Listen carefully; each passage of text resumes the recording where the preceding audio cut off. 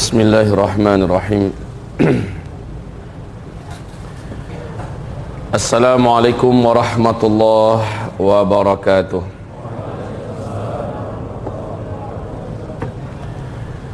Alhamdulillah wassalatu wassalamu ala Rasulillah sallallahu alaihi wasallam. La haula wala quwwata illa billah. Allahumma la sahla illa ma ja'altahu sahla wa anta taj'alul hazana idza syi'ta sahla. Rabbi syrah li sadri wa yassir li amri wahlul 'uqdatam min lisani yafqahu qawli wa ba'du. Qala Allah subhanahu wa ta'ala fi muhkami tanzilihi ba'da al-'iyadhi billah minasyaitonir rajim. Ya ayyuhalladzina amanu ittaqullaha wa qulu qawlan sadida yuslih lakum a'malakum wa yaghfir lakum dhunubakum wa man yuti'illaha wa rasulahu faqad faza fawzan 'azima.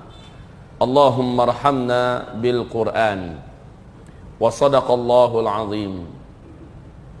Wa qala an-nabiyyu sallallahu alaihi wasallam fa inna asdaqal hadithi kitabullah wa khairal hadyi hadyu Muhammad sallallahu alaihi wasallam wa syarral umuri muhdatsatuha wa kullu muhdatsatin bid'ah wa kulla bid'atin dhalalah wa kulla dhalalatin finnar. Amma ba'du.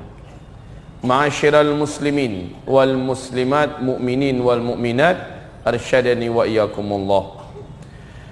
Marilah kita mengucapkan alhamdulillah bi ni'matihi tatimmus salihah. Kemudian kita sampaikan salawat dan salam kita semua untuk kekasih Allah Muhammad Rasulullah sallallahu alaihi wasallam. Ini adalah pertemuan yang keempat. Kajian kita terhenti siang tadi waktu kita membahas masalah Dajjal.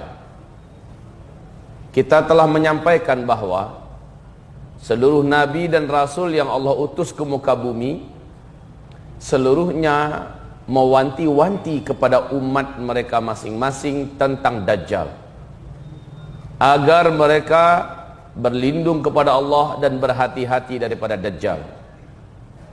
Kekuatan Dajjal ini kaum muslimin bukan kekuatan sembarangan. Kekuatan yang dimilikinya, kemampuan sihir yang dikuasainya, dibantu didukung sepenuhnya oleh seluruh setan satu bumi, oleh seluruh jin-jin kafir satu bumi.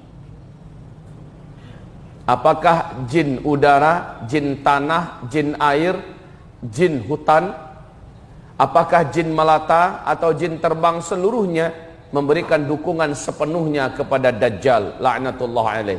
Karena iblis laknatullah alaih menginstruksikan seluruh bangsa jin agar memberikan servis dan pelayanan maksimal kepada Dajjal laknatullah alaih.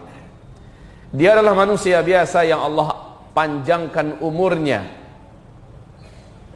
Fisiknya telah kita uraikan seperti apa, pendek, tidaklah seperti kita, lebih pendek sedikit, tubuhnya gompal, rambutnya kribo, kedua bola matanya seperti mau lepas dari sarangnya, dan matanya sebelah kanan tertutup oleh daging keningnya yang meleleh, kulitnya berwarna putih pucat seperti mayat, dan ada bercak-bercak merah di beberapa titik daripada kulitnya.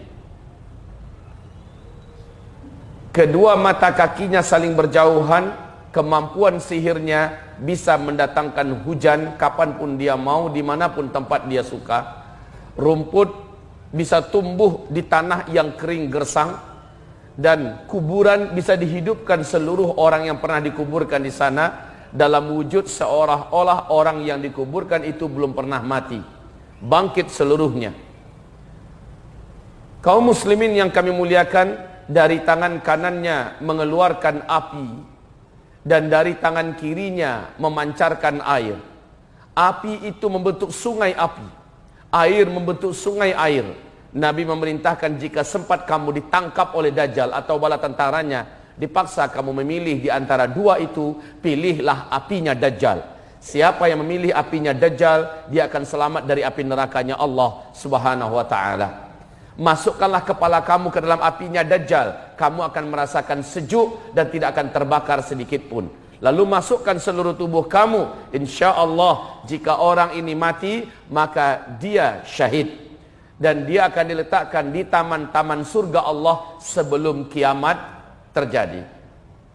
Tapi siapa yang memilih air sungainya Dajjal, dia akan menjadi penghuni neraka Allah, kekal di dalamnya selama-lamanya. Kaum muslimin yang kami muliakan, Dajjal ini posisinya yang terakhir diceritakan oleh Tamim Ad-Dari di dalam hadis sahih Imam Muslim. Hadis ini riwayat Fatimah binti Qais, di mana terjadi dialog antara Rasulullah dengan Tamim Ad-Dari. Kami sudah ceritakan posisi Dajjal saat itu ada di tengah pulau laut Yaman. Saat itu, setelah pertemuan itu, Tamim Ad-Dari menyatakan keislamannya kepada Nabi Muhammad SAW, dan Nabi berkata, laki-laki yang engkau jumpai di rantai besi di tengah pulau laut Yaman, di kuil tua itu adalah Dajjal. Kemudian si Dajjal bertanya dan dijawab, bertanya dan dijawab. 3 pertanyaan Dajjal ini adalah kunci Dajjal keluar, kata Rasulullah. Ketiga pertanyaan ini telah kita uraikan tadi, dan tanda-tandanya sekarang sudah terjadi 100%. Tanda yang pertama, apabila mata air Zuhar sudah tidak mengalirkan air.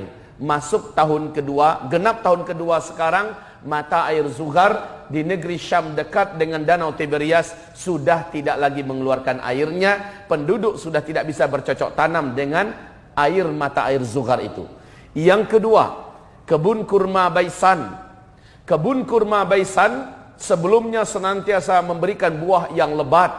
Setiap ditanam lagi kurma-kurma yang baru akan menghasilkan buah-buah yang banyak.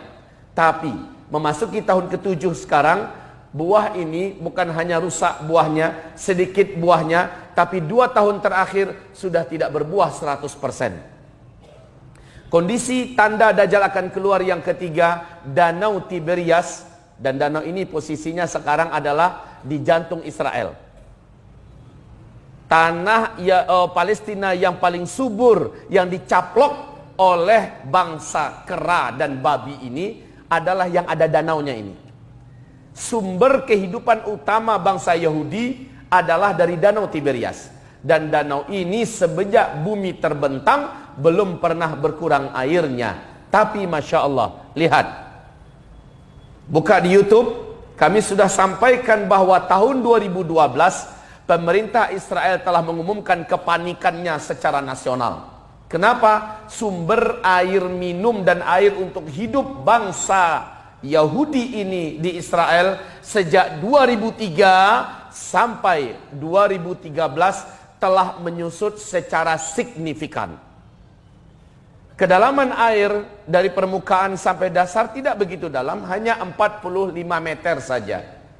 Tetapi kaum muslimin yang kami muliakan, sejak 2003 sampai 2013 air danau ini terus menyusut sampai 16 meter. Masya Allah.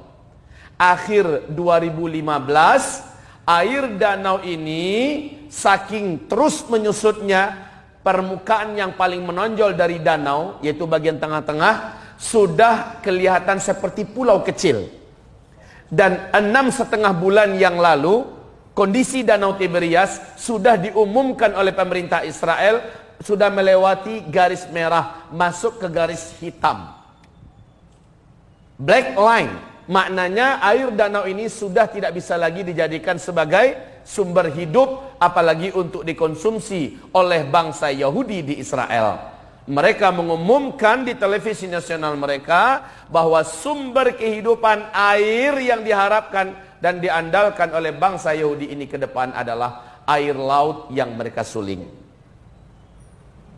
Syekh Abdullah bin Abdul Aziz bin Baz saat diberitakan kepadanya oleh Syekh Mamduh tentang perkembangan Danau Tiberias, beliau menangis tidak tertahan-tahan, basah baju jubahnya, dan beliau berkata, hadza zamanu khurujid dajjal, sambil menangis. Inilah dia zamannya, zaman Dajjal itu akan lepas. Ma'adzanallah. Kaum muslimin, menjelang Dajjal keluar, kata Rasulullah sallallahu alaihi wasallam, umat manusia diliputi oleh kehidupan yang disebut dengan fitnah duhaima. Di mana posisi fitnah duhaima? Posisi fitnah duhaima ini sejak masuk fase keempat. Sejak masuk fase yang keempat, ini fase keempat, dan kita sedang ada di fase ini sekarang.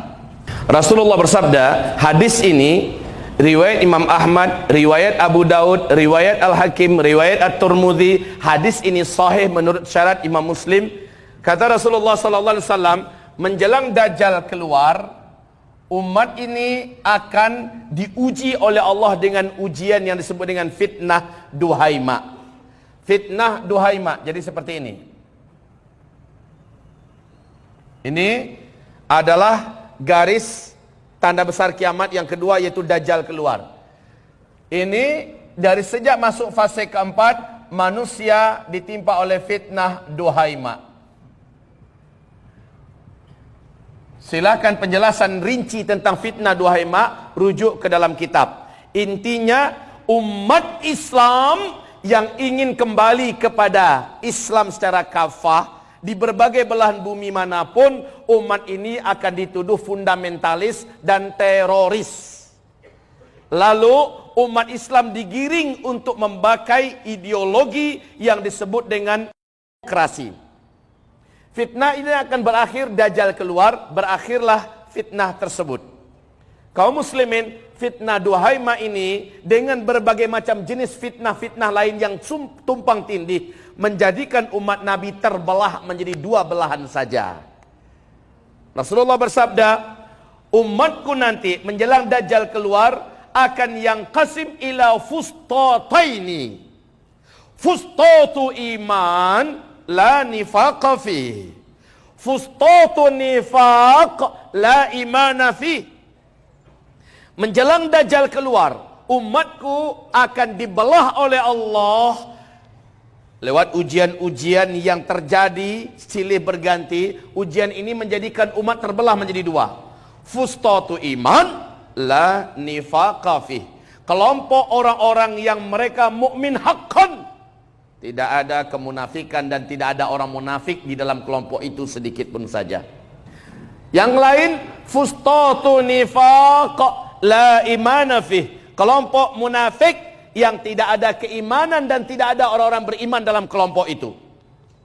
Di seluruh negara, di muka bumi ini, Allah akan berikan ujian-ujian. Lewat ujian itu orang-orang yang muslim akan terbelah menjadi dua, mukmin, munafik. Kalau di Indonesia, ujiannya dimulai dengan pelecehan terhadap Al-Quran. Lewat pelecehan terhadap Al-Quran ini, kemudian mulailah kelihatan umat Nabi terbelah menjadi dua belahan. Betul tidak? Terasa tidak? Kaum muslimin, yang mukmin benar-benar total di sini. Mereka mulai mengecilkan dan menepis perbedaan-perbedaan bendera, perbedaan kelompok, perbedaan organisasi, perbedaan mazhab dan sebagainya. Melebur dalam sebuah kepentingan membela kehormatan kitabullah, membela kehormatan para ulama, membela kehormatan Islam ini dan nasib bangsa ini. Bukan hanya di Indonesia loh, tapi agenda ini sedang berjalan di seluruh dunia. Naiknya Donald Trump saat ini di Amerika juga sedang ada terjadi proses penyaringan dari Allah, mukmin haqqan dan munafik haqqan. Subhanallah, ini menjelang Dajjal keluar. Kaum muslimin, proses ini sedang berjalan. Jangan dipikir yang sudah ada di pihak mukmin haqqan ini akan selalu di situ. Enggak, diuji lagi dengan ujian. Lihat nanti surah Al-Baqarah ayat 214. Ujian ini menjadikan orang-orang yang mungkin saja agak lulus sebentar, ternyata saking beratnya mereka berjatuhan. Akhirnya ada yang murtad. Fase keempat, fase terbanyak umat Nabi Muhammad murtad. Ma'adzanallah, ma'adzanallah, berlindunglah kepada Allah. Puncak fitnah itu adalah Dajjal keluar. Ini dia puncak fitnah. Baik, kaum muslimin, hamba-hamba Allah yang kami muliakan,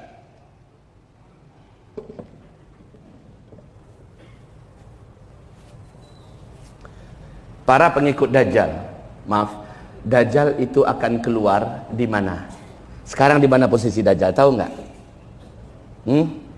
Ada yang tahu di mana posisi Dajjal sekarang? Kalau ada yang tahu posisi Dajjal di mana sekarang, sudah banyak orang minta tanda tangannya. Sudah banyak orang minta selfiean dengan dia.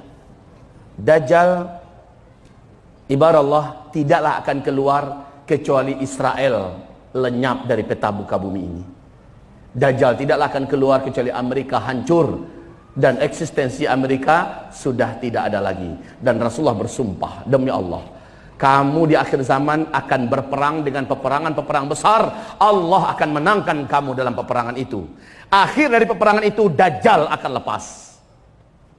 Pertama, kamu akan berperang melawan Hijaz. Kamu akan taklukkan Hijaz. Hijaz adalah Mekah atau Madinah, Mekah dan Madinah. Lalu Najd, lalu seluruh jazirah Arab ditaklukkan. Kemudian kamu akan berperang melawan musuh di sebelah timur, Iran, Rusia, Cina, blok timur seluruhnya. Saat itu kamu berperang, kamu bersekutu dengan Rum, yaitu Amerika dan Eropa. Mereka dikalahkan dengan pertolongan Allah Subhanahu wa taala. Lalu Amerika, Eropa, Romawi ini mengatakan ini adalah kemenangan salib. Perkataan itu terjadi di negeri Syam, di Syria. Maka umat Islam marah dengan ucapan ini, apalagi yang dikibarkan adalah bendera salib. Maka terjadilah perang yang disebut dengan Malhamah Al-Kubra. Malhamah Al-Kubra. InsyaAllah pembahasan besok tentang Al-Mahdi saya akan uraikan ini. Di Malhamah Al-Kubra terjadinya di A'maq dan Dabiq, yang suatu daerah disebut dengan Ghutah, ya, di daerah Damaskus, Syria. Ini peperangan terakhir. Saat dikalahkan, peperangan hanya terjadi 4 hari. Kalah Romawi. Padahal mereka mengerahkan tentara-tentara terbaik mereka yang ada di muka bumi. Ada 80 bendera, kata Rasulullah. Artinya 80 negara. Kaum muslimin, peperangan terjadi dalam 4 hari. Banyak umat Islam yang syahid. Bala tentara Al-Mahdi menjadi sedikit, tetapi kemenangan total dikuasai oleh Al-Mahdi, Imam Al-Mahdi. Kemudian terjadi penaklukan Konstantin, yaitu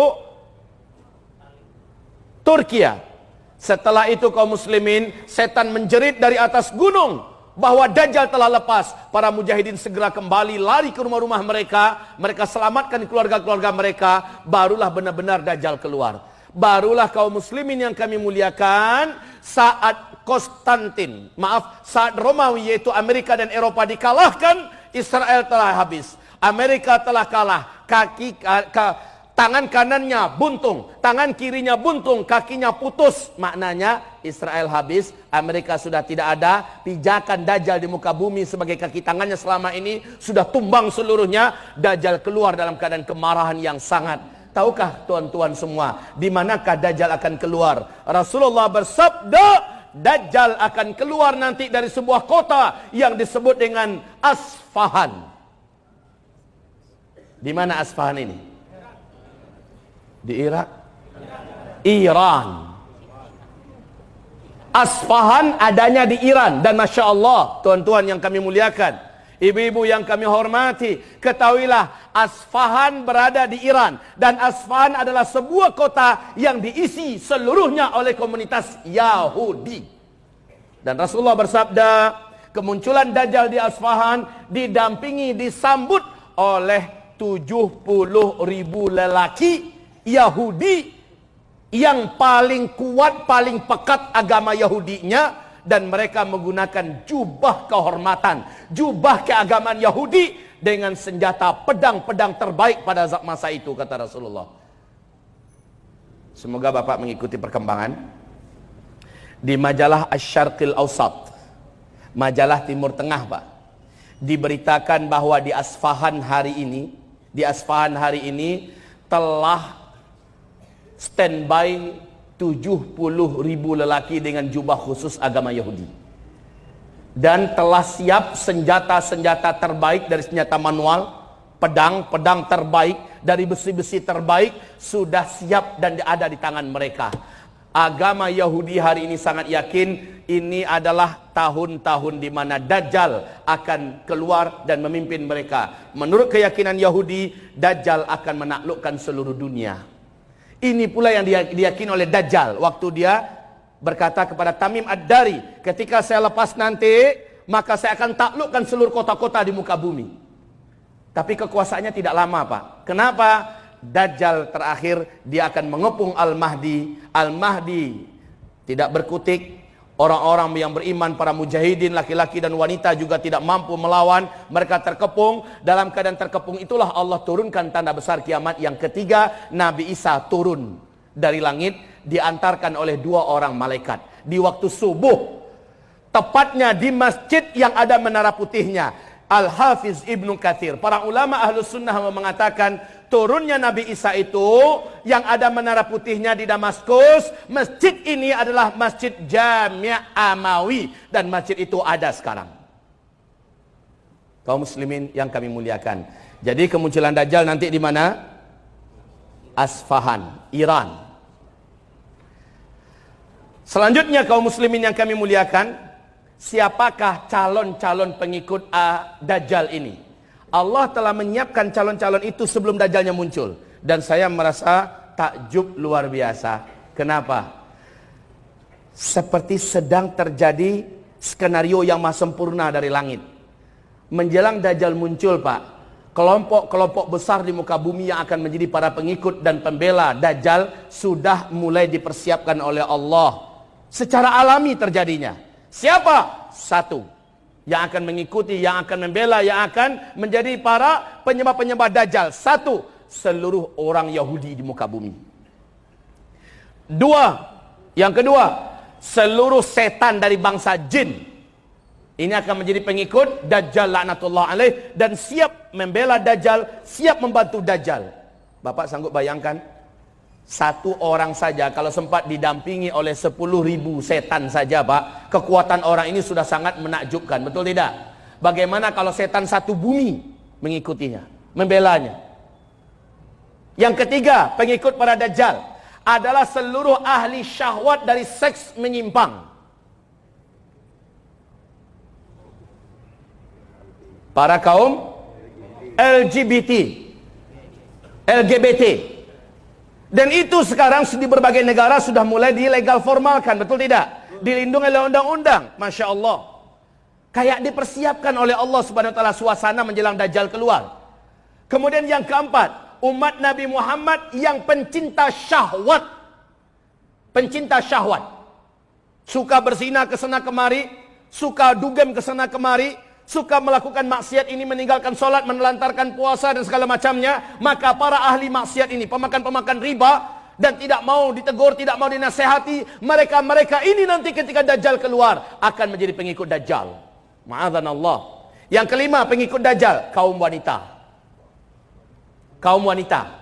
Makanya pesan Nabi yang tadi setelah kami sampaikan, pesan Nabi Muhammad, jika kamu dengar Dajjal sudah sampai ke kota kamu, pastikan istri kamu, pastikan anak-anak gadis kamu, saudari-saudari perempuan kamu, siapapun yang wanita dari muslimah, ambil mereka, tangkap mereka, masukkan ke dalam rumah. Ikatlah tangan-tangan mereka, ikatlah kaki-kaki mereka. Kenapa? Para wanita di akhir zaman iman mereka rapuh serapuh-rapuhnya.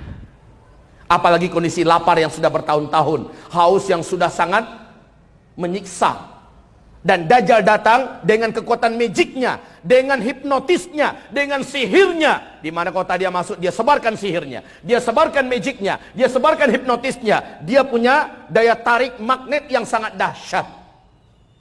Kaum muslimin yang kami muliakan, ini yang kelima, para wanita. Ibu-ibu, mohon ibu menyimak dengan sebaik-baiknya. Rasulullah perintahkan kita semua dan bawa anak-anak kita sekalian, Pak. Dajjal pasti akan sampai ke kota Banjarmasin.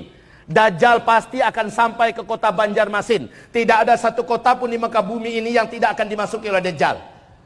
Kaum muslimin, Rasulullah mengatakan agar kamu selamat dari Dajjal, lakukan 6 hal berikut. Camkan ini baik-baik. Yang pertama, di akhir zaman ini seluruh umat Nabi tolong dalami kembali, tolong luruskan kembali pemahaman akidah. Belajarlah tauhid yang sahih, tauhid yang diajarkan Nabi Muhammad sallallahu alaihi wasallam dan para sahabatnya. Pastikan seluruh kita belajar lagi akidah yang benar, akidah Ahlus Sunnah wal Jamaah. Jangan lagi diributkan, ini akidahnya mana? Ini akidah Ahlus Sunnah wal Jamaah dari kitab-kitab para ulama kita yang terdahulu. Kaum muslimin belajar. Para ulama kita desak mereka agar mengajarkan apa itu syirik, agar mengajarkan kepada kita apa itu khurafat, agar mengajarkan kepada kita apa itu tauhid, agar mengajarkan kepada kita iman yang benar. Al-imanu billah wa malaikatihi wa kutubihi wa rusulihi wal yaumil akhir wal qadari khairi wa syarrih. Ajarkan dengan benar. Kaum muslimin, tolong baca kitab Fathul Majid, kitab tentang syirik, baca. Sebaiknya didamping oleh para alim ulama kita yang benar, karena kitab ini adalah kitab induk tentang masalah syirik. Ibarat Allah, belajar. Yang kedua, seluruh umat Nabi, kata Nabi, yang selamat di akhir zaman adalah orang-orang Islam dari umatku yang hidupnya dalam Islam benar-benar fanatik habis dengan Al-Quran dan Sunnah. Fanatik habis. Ini ada dalilnya, ini ayatnya. Ini ada dalilnya, ini hadisnya. Selama ada ayatnya, ada hadisnya, dan ulama ijma di atas itu, dia fanatik. Nggak peduli apa kata orang, tidak peduli apa cibiran orang, tidak peduli apapun resiko. Inilah jalan yang harus diambil oleh umat Nabi di akhir zaman. Mereka-mereka inilah yang lulus tes iman, yang akrab dan nempel, fanatik dengan Al-Quran dan Sunnah Nabi Muhammad SAW. Yang ketiga, Nabi perintahkan kalau Dajjal nanti keluar, maka umat Nabi yang mampu hijrah cepat lari dan hijrahlah ke Mekah atau ke Madinah, karena dua kota inilah yang tidak akan bisa dimasuki oleh Dajjal. Yang keempat, Nabi mengatakan sallallahu alaihi wasallam, setiap umatnya sebelum tutup salatnya, sebelum assalamualaikum warahmatullahi wabarakatuh, sebelum assalamualaikum, setelah tahiyat akhir, baca doa perlindungan dari Dajjal. Sudah hafal? Yang belum hafal tolong angkat tangan. Yang belum hafal, saya akan bunyikan contoh doanya apa. Yang belum hafal jangan malu, Pak. Orang yang angkat tangan berarti punya niat untuk ingin menghafal, betul tidak? Angkat tangan yang belum hafal. Wow, ternyata cukup banyak. Jangan malu, Pak, karena bukan Bapak sendiri yang banyak nggak hafal, ya. Banyak yang belum hafal dari umat Nabi Muhammad. Apa itu doanya? Sama-sama ikuti saya. Allahumma inni a'udzubika min azabil qabri wa min azabin nar wa min fitnatil mahya wal mamat wa min fitnati al masihid dajjal. Allahumma inni a'udzubika min azabil qabri wa min azabin nar wa min fitnatil mahya wal mamat wa min fitnatil masihid dajjal. Yang belum hafal, rujuk di kitab zikir akhir zaman. Itu doa-doa andalan akhir zaman dituntunkan oleh Nabi kepada kita. Tolong dibaca, Pak, ya. Dibaca. Baca itu sebelum assalamualaikum, sebelum assalamualaikum. Oke. Ini yang keempat. Yang kelima, cara supaya selamat dari Dajjal. Nabi memerintahkan agar setiap umatnya, khususnya yang hidup di akhir zaman, agar menghafal surat Al-Kahfi 10 ayat pertama saja, atau 10 ayat penutup dari surat Al-Kahfi. Dihafal, lalu setelah itu dibaca, jadikan dia selancar kita membaca Al-Fatihah. Siapa yang sudah hafal? Yang sudah hafal, Masya Allah. 1, 2, 3, 4. Dari sekian ribu orang yang hadir malam ini, yang sudah hafal 10 ayat pertama dari surat Al-Kahfi siapa? Inna lillahi wa inna ilaihi raji'un. Ya muslimun Banjarmasin, ya muslimat Banjarmasin, ihfazu asyara ayat min suratil kahfi. Hafalkanlah 10 ayat dari surat Al-Kahfi. Apa kelebihannya? Nabi mengatakan, surat Al-Kahfi jika dihafal oleh umat Nabi Muhammad, Dajjal keluar, Dajjal tidak akan berhasil melihatnya. Dajjal tidak akan mampu menemukannya. Dia mengeluarkan cahaya. Kalau ternyata dia ketangkap oleh bala tentara Dajjal, sihir Dajjal tidak akan tembus kepada orang yang hafal 10 ayat dari surat Al-Kahfi. Jangan main-main, Pak. Sekarang buat program agar setiap bapak dan ibu satu keluarga katakan pada keluarga kita, nak, istriku, seluruh kita dalam 1 bulan ini atau 2 bulan ini wajib sudah hafal 10 ayat dari surat Al-Kahfi. Begitu, Pak. Yang keenam yang harus dilakukan ibarat Allah, Rasulullah mengatakan, ya kayak tadi yang saya sampaikan, jika kamu mendengar Dajjal sudah masuk ke kota kamu, maka larilah kamu segera ke dalam rumah. Ini perintah Nabi ya. Larilah kamu segera ke dalam rumah. Pastikan istri kamu, wanita-wanita kamu sudah di dalam rumah. Tutup pintu rapat-rapat, tutup jendela rapat-rapat. Kemudian selama di dalam rumah itu bacakan surat Al-Kahfi dari ayat pertama sampai akhir tamat. Di dalam rumah itu bacakan surat Al-Kahfi. Insya Allah rumah itu tidak akan mampu ditemukan oleh Dajjal, tidak pula oleh bala tentara Dajjal. Nggak nampak, Pak. Pilihannya kenapa Ustadz surat Al-Kahfi? Apa nggak bisa surat Yasin? Apa nggak bisa surat Al-Waqi'ah? Kenapa harus Al-Kahfi? Ingat nggak bagaimana kisah pemuda-pemuda Al-Kahfi? Orang-orang yang mempertahankan iman, menyelamatkan iman, sembunyi dalam gua. Padahal gua itu ada di negeri kekuasaan raja. Bala tentaranya disuruh mencari mereka. Mereka lalu lalang di depan gua, tapi guanya nggak nampak. Guanya nggak nampak. Masya Allah, Masya Allah. Sampai sekian ratus tahun, 300 tahun, 309 tahun. Masya Allah. Nggak nampak, Pak. Allah selamatkan penduduk yang ada dalam gua itu. Di akhir zaman, Dajjal dan bala tentaranya akan menyatroni setiap kota-kota di muka bumi. Orang yang masuk ke dalam rumah, di rumah dia bacakan surat Al-Kahfi, akan terjadi hal yang sama. Insya Allah rumahnya tidak akan nampak, Pak. Tidak akan ketemu. Ini guna membaca surat Al-Kahfi di akhir zaman. Paham? Kaum muslimin, ada kondisi terakhir. Jika kamu ternyata, kalau kata orang Malaysia, terserempak. Kalau bahasa Indonesianya apa ya? Kepergok apa namanya? Langsung berpapasan dengan Dajjal dan bala tentaranya. Maka perintah Rasulullah SAW agar kamu tidak dikuasai oleh sihir Dajjal, agar kamu tidak ditaklukkan oleh Dajjal, segera jangan tatap wajah Dajjal, bahkan fisiknya ya. Alihkan wajah kamu ke bumi atau kemana. Bacalah 10 ayat yang kamu hafal dari surah Al-Kahfi itu. Baca, Pak.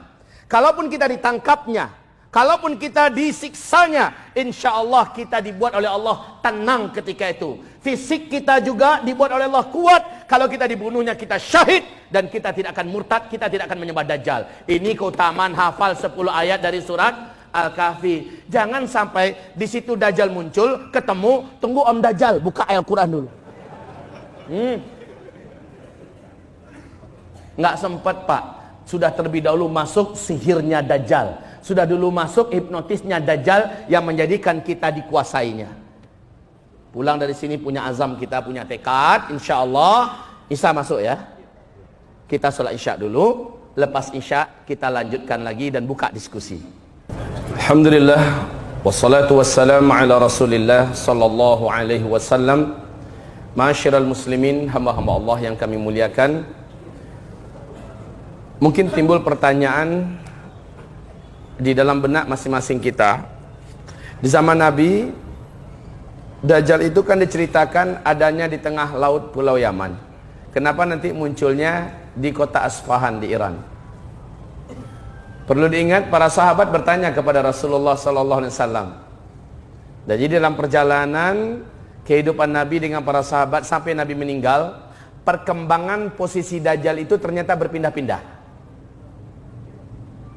Persis tawanan yang paling berbahaya, tawanan negara yang paling berbahaya, atau tawanan internasional, maka supaya tawanan ini tidak mudah terdeteksi keberadaannya, agar penjahat-penjahat tidak berusaha membebaskannya, ibaratnya begitu ya, Lalu tawanan ini pasti dipindahkan, betul tidak? Dari satu penjara ke penjara yang lain. Coba dengarkan nanti hadis-hadis Nabi bercerita tentang keberadaan Dajjal. Ternyata Dajjal ini dipindahkan. Tiap sebentar dipindahkan oleh Allah. Ya, dalam sekian ratus tahun dipindahkan ke satu tempat. Sekian ratus tahun kemudian dipindahkan lagi ke tempat lain. Sehingga Nabi berkata nanti Dajjal akan muncul di daerah Anu. Selama beberapa saat Nabi berkata, oh tidak, dia bukan di situ munculnya, tapi di Anu. Terakhir Nabi mengatakan Dajjal kemunculannya adalah di Asfahan. Ini yang pertama. Yang kedua, tadi saya baru menyebutkan 4 atau 5 calon pengikut Dajjal. Yang kalau Dajjal datang mereka pasti akan menjadi pengikutnya. Pertama, seluruh Yahudi di muka bumi. Kedua, seluruh setan dan jin kafir di muka bumi. Yang ketiga, seluruh para pencinta seks menyimpang. Ya kan? Kemudian yang keempat, kaum muslimin yang ahli maksiat. Ya. Kemudian yang kelima, kaum wanita. Kan begitu?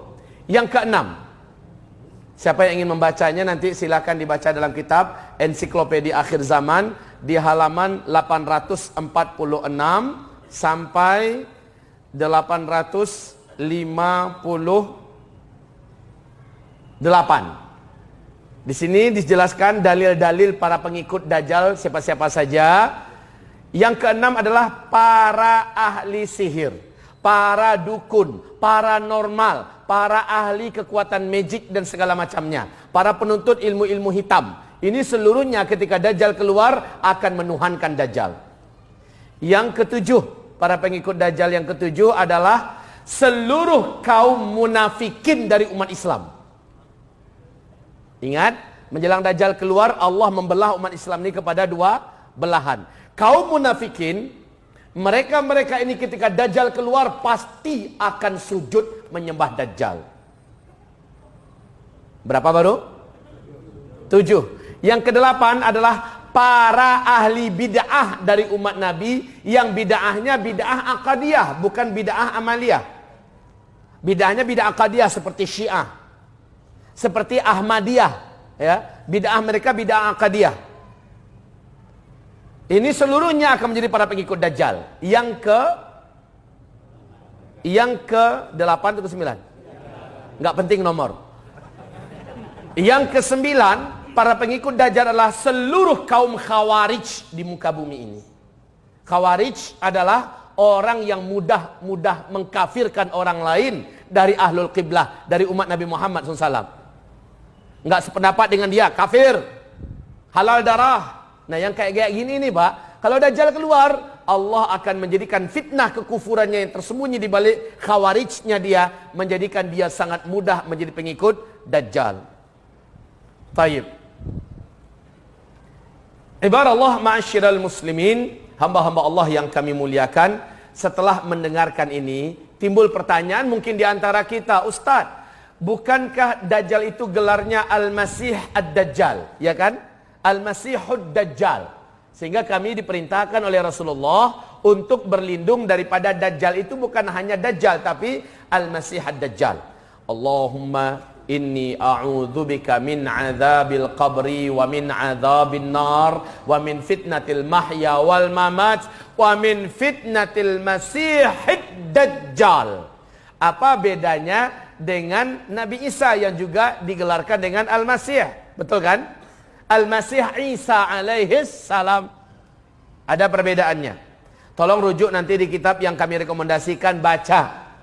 Al-Masih ini artinya adalah sang penghapus, yang mampu menghapuskan sehapus-hapusnya. Al-Masih Dajjal, kemampuan terkuat daripada Dajjal adalah menghapus iman dari dalam dada umat Nabi Muhammad sallallahu alaihi wasallam. Tentu saja iman yang bisa dihapus adalah iman umat Nabi yang menengah ke bawah, atau iman yang rapuh, atau iman yang bergelimang dalam maksiat, atau imannya orang-orang munafik. Ini akan dihapus sama sekali. Sehingga ketika Dajjal keluar, orang-orang ini akan kafir kepada Allah Subhanahu wa taala. Ini yang dihapus oleh Dajjal adalah keimanan. Sehingga Nabi mengharamkan, Pak, jangan pernah kamu berjumpa dengan Dajjal. Akan ada nanti seorang lelaki dari umatku yang sangat yakin imannya sudah kuat dan dia tidak akan terpengaruh dan tidak akan bisa dikuasai oleh Dajjal. Lalu dia keluar dari persembunyiannya untuk bertemu dengan Dajjal. Sok, Pak. Merasa imannya sudah kuat, dia tidak akan berubah, ya.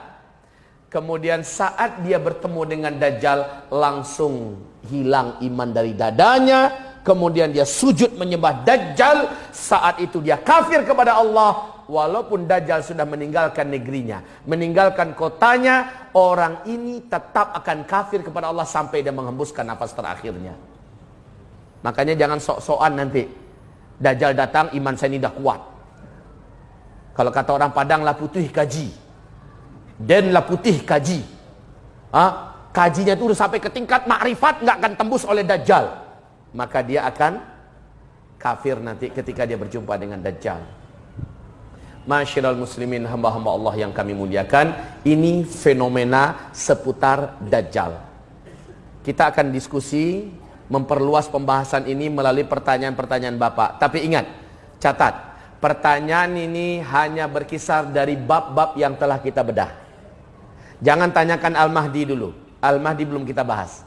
Jangan tanyakan tentang Isa alaihissalam. Isa besok pembahasannya, insyaallah ta'ala. Begitu juga seterusnya. Yang dari Dajjal kesininya, tafadhol tanyakan. Selama ada ilmunya pada saya, ada dalilnya, ada hujahnya, saya akan menjawab. Dan jika saya tidak tahu, saya tidak akan malu mengatakan la adri. Saya tidak tahu. Karena salah satu bentuk tanggung jawab ilmiah adalah berani mengatakan tidak tahu jika memang tidak tahu. Kata Imam Malik, guru Imam Syafi'i, salah satu tanda bahwa engkau berilmu adalah jika engkau tidak tahu, ditanya oleh orang, maka engkau berani mengatakan kepadanya la adri, tandanya engkau telah menjawab dengan ilmu. Gitu ya. Tafadhol, diperluas pembahasan ini karena ada hal-hal yang mungkin saja saya belum sempat membahasnya, menguraikannya, tapi dengan pertanyaan akan terbukalah rahasia itu dan saya akan uraikan. Silakan. Barakallahu fiik. Semoga Allah memberkahi ayahanda kita yang mulia. Kaum muslimin, bagus pertanyaan beliau. Samiri, tidak sedikit para ahli sejarah yang mengatakan bahwa dia adalah sosok Dajjal. Sehingga Nabi Musa yang begitu perkasa dan kuatnya tidak mampu menghadapi Samiri ini. Baik, sahih atau tidak, kaum muslimin, ini diangkat oleh Muhammad Isa Daud dalam pembahasannya tentang Dajjal akan muncul di segitiga Bermuda dan sebagainya. Saya sudah bahas kitab itu dan saya sudah menamatkan kitab itu berkali-kali, Pak. Nah, kaum muslimin yang kami muliakan, Samiri ditengarai sebagai sosok Dajjal. Lah Dajjal ini sebenarnya dia memang termasuk satu di antara 5 makhluk Allah yang Allah panjangkan umur. Jadi makhluk-makhluk Allah yang Allah panjangkan umur itu, pertama, seluruh malaikat. Yang kedua, Dajjal laknatullah alaih. Yang ketiga, iblis laknatullah alaih. Yang keempat, Nabi Isa alaihi salam. Dan yang kelima, Ya'juj dan Ma'juj. Ya. Lalu Samiri ini Dajjal atau tidak, ini baru qila wa qala. Kalau qila wa qala, maka tidak bisa dijadikan sebagai pegangan. Ya. Walaupun begitu, di dalam Al-Quran, para mufassirin seperti dalam tafsir Qurtubi, dalam tafsir Tabari, Al-Hafiz Ibnu Katsir mengatakan Samiri dikatakan oleh Nabi Musa, pergilah kamu, maka tidak ada satupun yang bisa menyentuh kamu. Ya, tidak ada satupun yang bisa menghabisi kamu kecuali dengan janji yang telah Allah janjikan. Dengan ini sebagian para ahli sejarah dan tafsir mengatakan ini adalah sosok Dajjal. Di zaman Nabi Musa berwujud Samiri. Kemudian di zaman Nabi Muhammad berwujud Ibnu Sayyad. Ibnu Sayyad ini sampai meninggal Umar bin Khattab tetap yakin Ibnu Sayyad itu adalah Dajjal. Ibnu Sayyad ini, Pak, ciri-cirinya baik fisik, kemampuannya hampir mirip dengan Dajjal.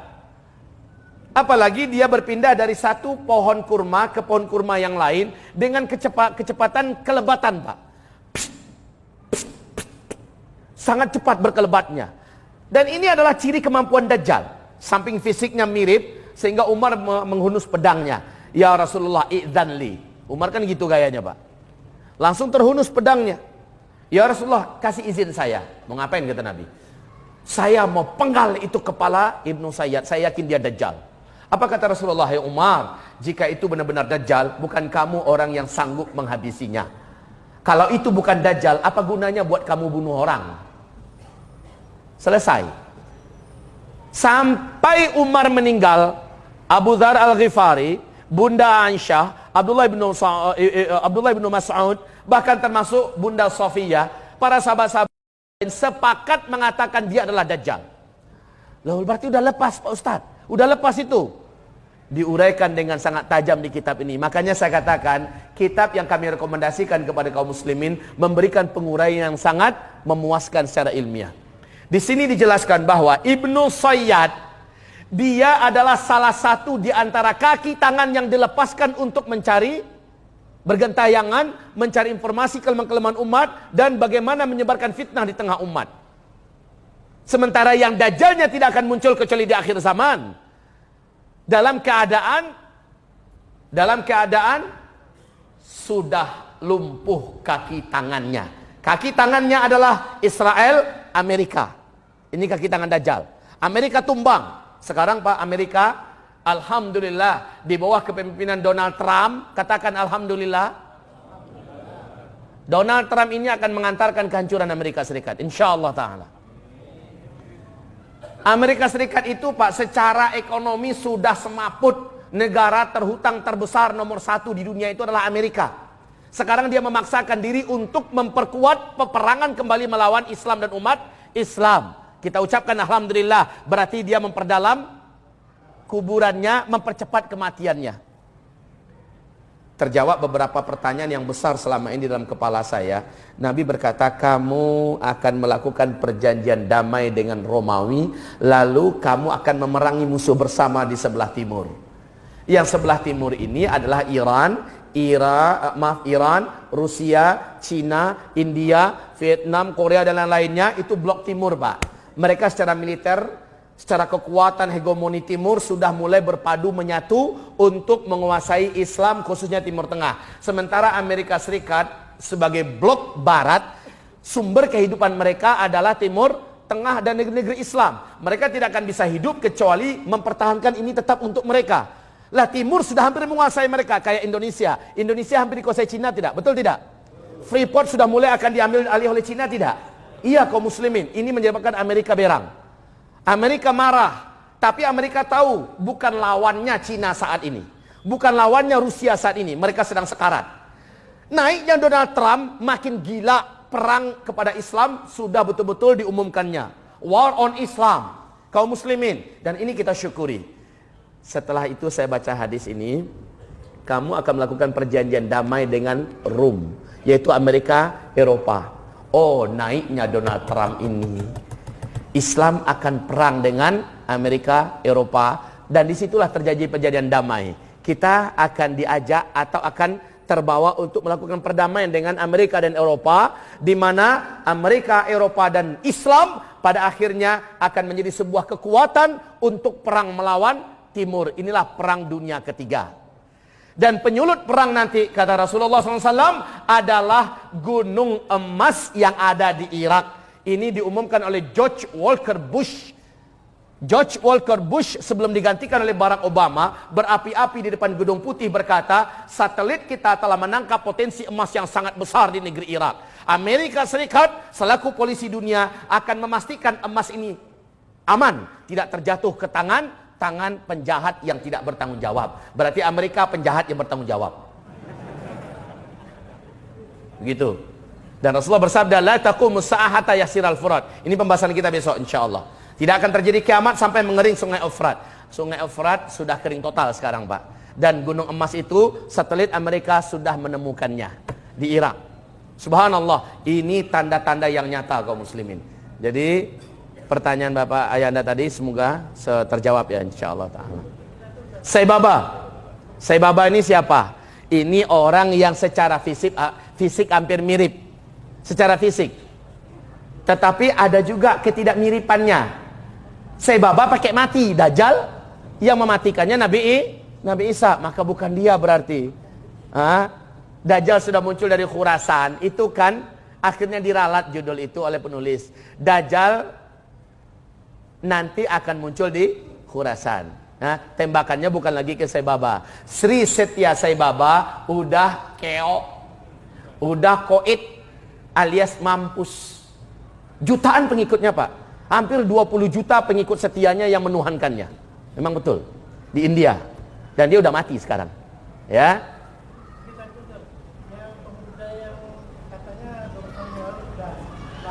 Bukan 2 tahun yang lalu ayah anda, 2004. Siang tadi sudah saya uraikan ini. 2004, ada di YouTube. Ada YouTube wawancara dengan tokoh masyarakat Palestina oleh TV-TV Arab. Yang saya tonton langsung adalah TV Arab Qatar TV. 2004. Ya, seandainya berita ini sahih dan benar, bukan rekayasa dari orang-orang yang ingin mengambil keuntungan dari berita, seandainya benar, maka umur anak itu sekarang laki-laki itu sudah 13 tahun, memasuki usia remaja. Padahal dia nanti akan dibunuh oleh Dajjal di usia remaja. Berarti memang sangat dekat Dajjal itu akan lepas. Na'udzubillah. Tapi jika itu bohong, maka 3 tanda alam yang tadi itu tidak bisa dibohong-bohongi. Ya. Hadza yaumul khalas, kata Rasulullah. Ini Nabi jelaskan ketika Dajjal naik ke atas bukit. Ke atas bukit di luar kota Madinah, di mana bukit itu disebut dengan bukit atau Jabal Bukit Garam. Para ulama sana mengatakan Bukit Dajjal atau Jabal Qabishah. Kaum muslimin, di atas bukit itu hari ini sudah dibangun kerajaan Arab Saudi untuk kota Madinah. Jadi di Arab Saudi itu Pak, setiap kota-kota dibangunkan istana khusus di atas bukit. Anehnya pilihan untuk kota Madinah tepat di atas Bukit Dajjal. Ya, Dajjal naik ke atas, menunjuk ke arah Masjid Nabawi. Apa berkata? Itu adalah istana putihnya si Ahmad. Itu adalah istana putihnya si Ahmad. 3 kali. Itu adalah istana putihnya si Ahmad. Unik loh Pak ungkapan Nabi ini. Dajjal akan berkata nanti ketika dia naik ke atas bukit itu adalah istana putihnya si Ahmad. Kondisi Nabi melafazkan kalimat itu di saat Masjid Nabawi tanahnya, lantainya masih tanah. Tiangnya masih tiang-tiang kurma. Bahkan belum didinding. Atapnya saja masih pelepah kurma dan daun-daun kurma. Mana ada istana kayak gitu bentuknya. Nah, kondisi Masjid Nabawi mirip istana itu bukannya sekarang bentuknya. Sekarang ini mirip dengan bentuk istana, betul tidak? Nah, dari atas bukit itu Dajjal berkata, itu adalah istana putihnya si Ahmad. Masya Allah, kondisinya sekarang Dajjal menunjuk ke istana Nabawi itu, Masjid Nabawi itu adalah istana sekarang kondisinya Pak. Itu. Kemudian kata Rasulullah, Dajjal menghentakkan kakinya 3 kali di atas bukit itu. Salah satu kemampuan dan kesaktian Dajjal, ya. Hentakan 3 kali ini menimbulkan gempa yang dahsyat satu kota Madinah. Dan orang-orang kota Madinah tahu ini adalah kekuatan Dajjal. Kata Rasulullah, pada saat itu orang-orang munafik keluar dari rumah-rumah mereka. Orang-orang musyrik di kota Madinah keluar dari rumah-rumah mereka. Mereka yakin jika tidak bergabung dengan Dajjal, mereka akan mampus. Mereka akan celaka. Maka mereka lari meninggalkan kota Madinah bergabung dengan Dajjal. Hari itu hadza yaumul khalas, kata Rasulullah. Ini adalah hari Madinah bersih dari orang-orang munafik, dari orang-orang musyrik. Jadi akibat hantaman kaki Dajjal 3 kali. Kelas. Pertanyaan yang pertama tentang masalah wanita. Wanita kayak yang mana? Wanita seperti apa yang menjadi pengikut Dajjal? Mari dengarkan hadis berikut ini dari Abdullah ibnu Umar radhiyallahu anhu. Hadis ini diriwayatkan oleh Imam Ahmad dalam Musnad al-Mukatsirin. Minas sahabah, hadis nomor 5352, ya. Hadis ini oleh Imam At-Tabrani dinyatakan sebagai hadis yang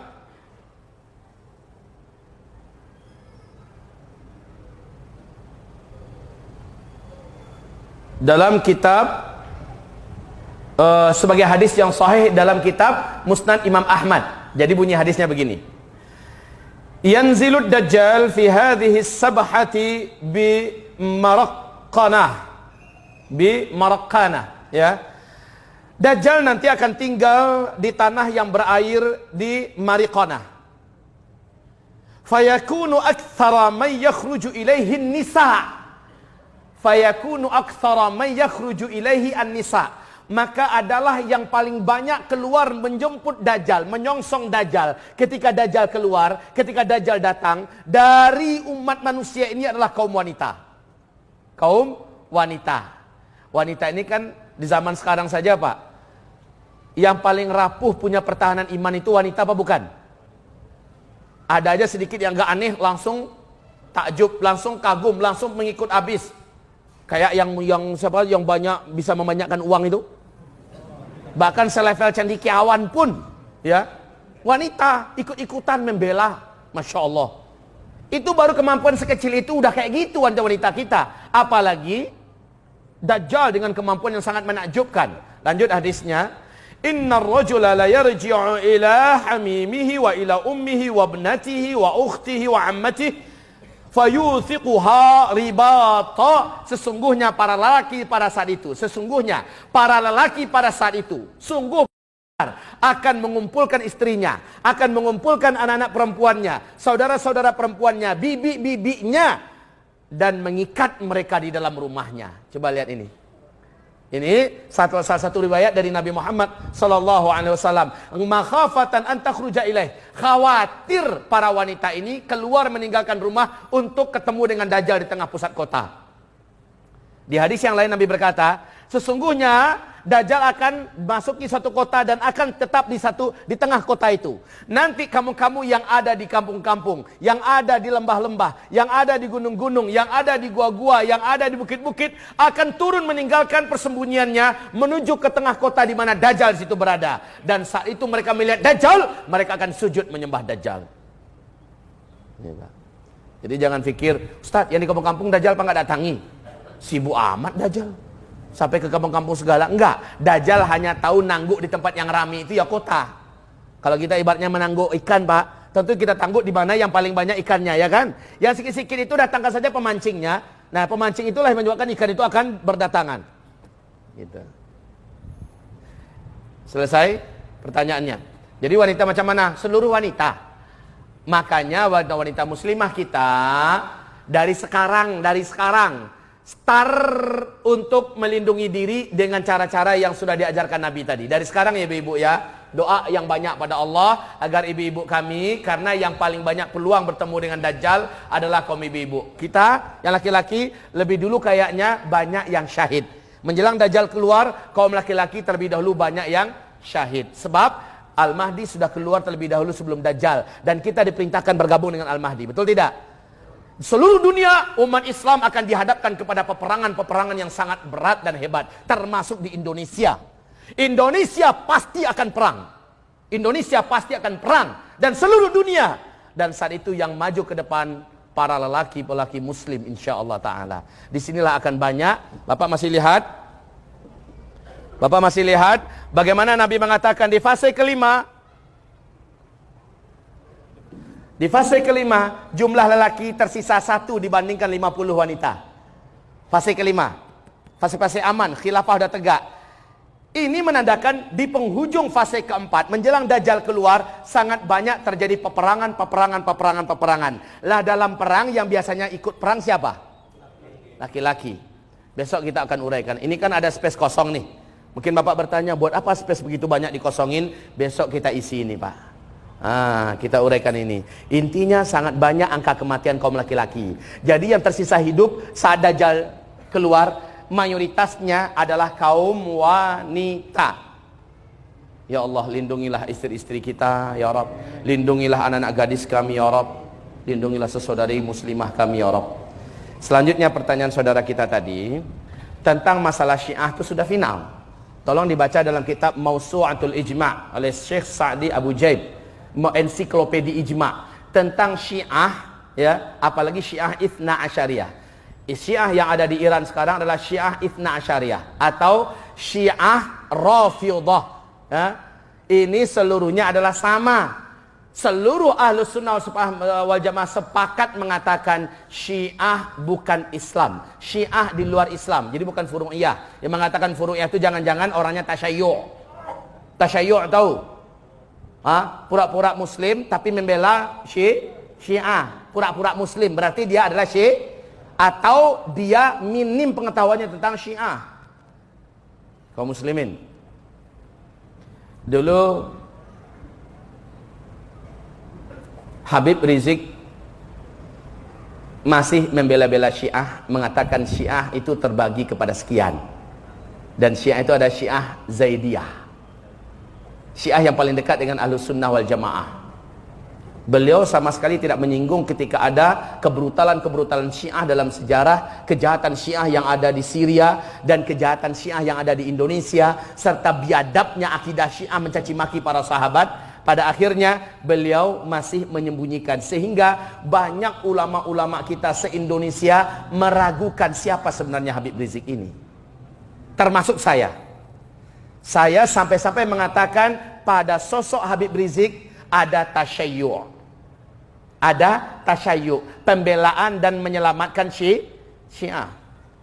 Tapi kaum muslimin, baru-baru ini saya mendengarkan ceramahnya berapi-api tentang Syiah Iran, Syiah yang masuk ke Indonesia, bahwa mereka adalah para penjahat akidah. Tegas Habib Rizik mengatakan, kurang ngajar Syiah ini. Mereka berani mencaci maki para sahabat. Siapa mereka? Apa jasa mereka? Dan sebagainya. Mendengarkan itu, selesai menyimaknya, saya minta ampun pada Allah Subhanahu wa taala. Langsung saya umumkan di mana-mana pengajian saya cabut kata-kata lama saya tentang Habib Rizik. Maka saya katakan dia adalah ulama Ahlus Sunnah wal Jamaah. Dia adalah ulama kita. Dia adalah salah satu di antara pemimpin umat Islam dalam segi keulamaannya. Baik, selesai. Maka dengan ini, kalau ada yang dengarkan ceramah lama saya tentang Habib Rizik, saya mencabut dan saya katakan saya mencintainya karena Allah. Ini sudah tidak lagi dikriminalisasi tentang bendera tauhid. Ya, apalagi ada seorang anggota dewan di pusat yang malah membela habis-habisan tentang kemuliaan kalimat tauhid ada di bendera tauhid, ada di bendera merah putih. Ya, akhirnya mayoritas seluruh yang ada di dalam DPR ikut bersamanya membela bendera merah putih yang ada kalimat la ilaha illallah itu. Selesai sebenarnya, nggak ada lagi kriminalisasinya. Kalau nggak sempat baca malam, subuh juga bisa, pagi juga bisa, sebelum Jumat Pak, sebelum Jumat. Dan ada yang mengatakan pokoknya sampai habis hari Jumat juga bisa. Jadi ini sebenarnya nggak usah dikhilafiahkan. Tetapi yang paling kuat, hadisnya paling jelas itu malam, Kamis malam Jumat. Nggak sempat, besok baca. Assalamualaikum warahmatullahi wabarakatuh. Waalaikumsalam warahmatullahi wabarakatuh. Bagaimana caranya Dajjal ini bisa keluar dari tahanan tadi? Dan doa apa yang dibacanya? Mohon penjelasan Ustaz.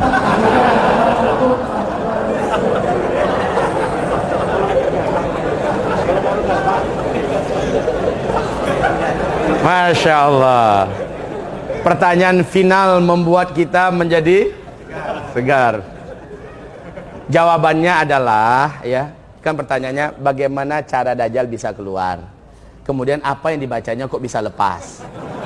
Kan gitu kan? Siapa tahu bacaan Dajjalnya dibaca oleh para tawanan dalam penjara kan? Saya lepas juga. Jadi kalau gitu pertanyaannya, saya jawab begini aja. Ntar kalau Dajjal keluar, ditanyain aja langsung ke dia.